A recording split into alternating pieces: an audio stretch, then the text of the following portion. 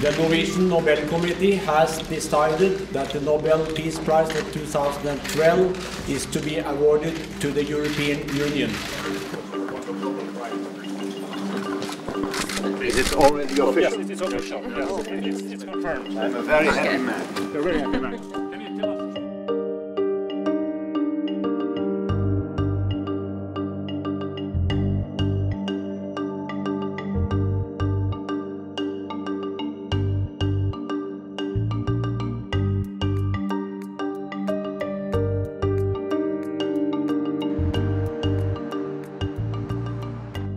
The Union and its forerunners have over 6 decades contributed to the advancement of peace and reconciliation, democracy and human rights in Europe.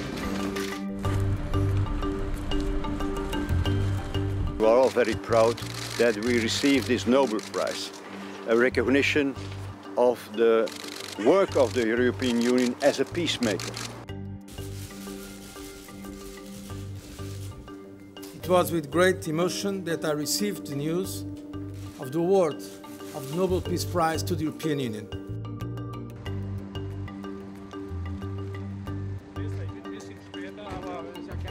Das ist eine historische Entscheidung, die der Europäischen Union Mut machen sollte.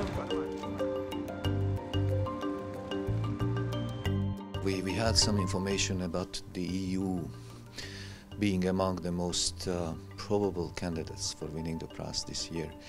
But then the situation was similar also in earlier years, when the decision was officially announced.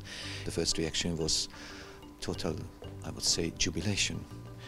We agreed that this is something that will change also our lives for the coming weeks. So it is a very thorough process, a very secret process among the 5 members around this table, which ends up with always a unanimous decision. It's a long process. This year it was not particularly difficult because it was obvious, because of the situation in Europe, that a message had to come from somewhere.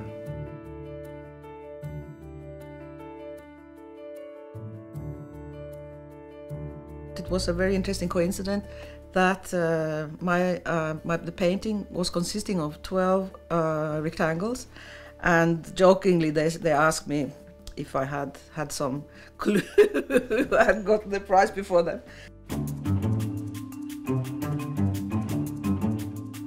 It's quite fantastic to have this huge organization as an ending of my career here in the Nobel after 23 years working, so it's very nice. This ceremony is my last one, and it's a huge organization to deal with. They have 3 different institutions, and they have different wishes, all of them. High security, very high security, which also interfere in everything.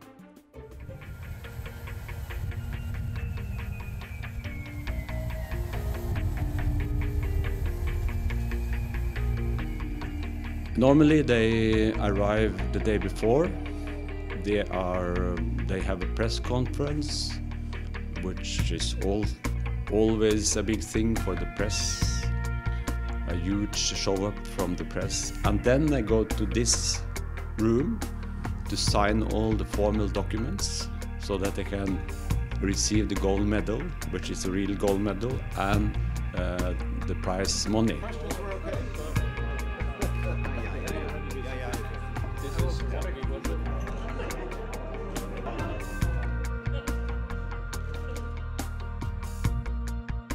It's going to be an important speech, obviously, for the European Union. My role with other colleagues in the past weeks has been to find the right words to translate, as it were, what the President wants to say tomorrow on the 10th of December in Oslo. The next day, the formal ceremony.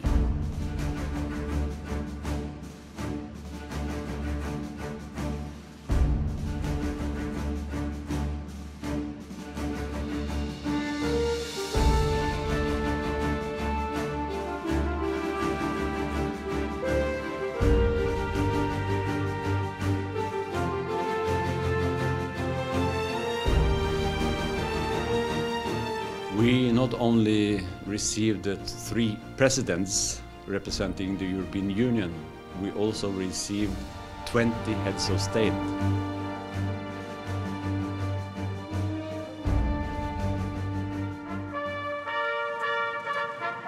Your Majesties, Royal Highnesses, Heads of State and Governments, Excellencies, ladies and gentlemen, dear Nobel laureate, welcome to Oslo, and thank you for bringing so many heads of state and governments along with you.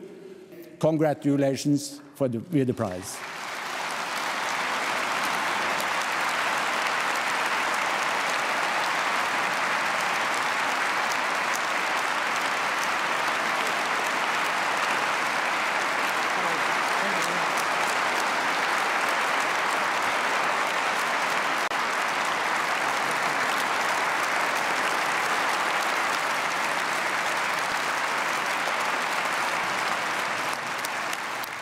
It is with humility and gratitude that we stand here together to receive this award on behalf of the European Union.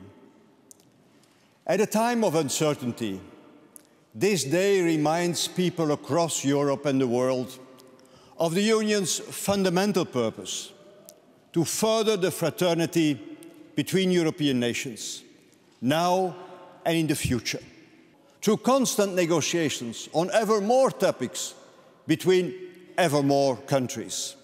And it's the golden rule of Jean Monnet: mieux faut se disputer autour d'une table que sur un champ de bataille.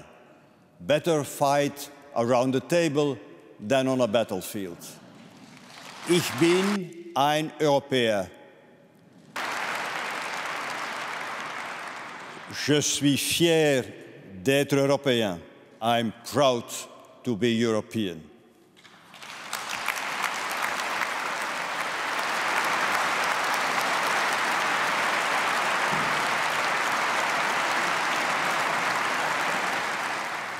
Our quest for European unity is not a perfect work of art. It is work in progress that demands constant and diligent standing. It is not an end in itself, but a means to higher ends. In many ways, it attests to the quest for a cosmopolitan order, in which one person's gain does not need to be another person's pain, in which abiding by common norms serves universal values. That is why, despite its imperfections, the European Union can be, and indeed is, a powerful inspiration for many around the world. And today, one of the most visible symbols of our unity is in everyone's hands. It is the euro, the currency of our European Union. We will stand by it.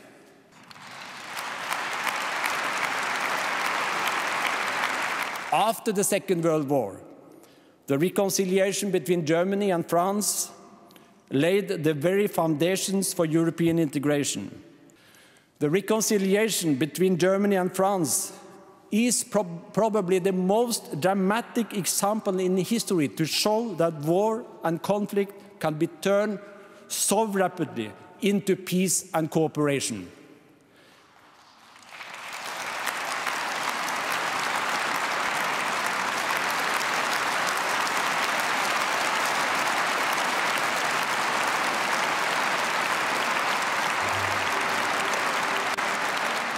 It was one of the most moving moments in the Nobel history. It was not planned. The 2 presidents just did it. And of course we remember that the German Chancellor and the French President Mitterrand and Kohl did the same in Verdun. Repeating this now is very symbolic because we don't know what will happen in Europe actually.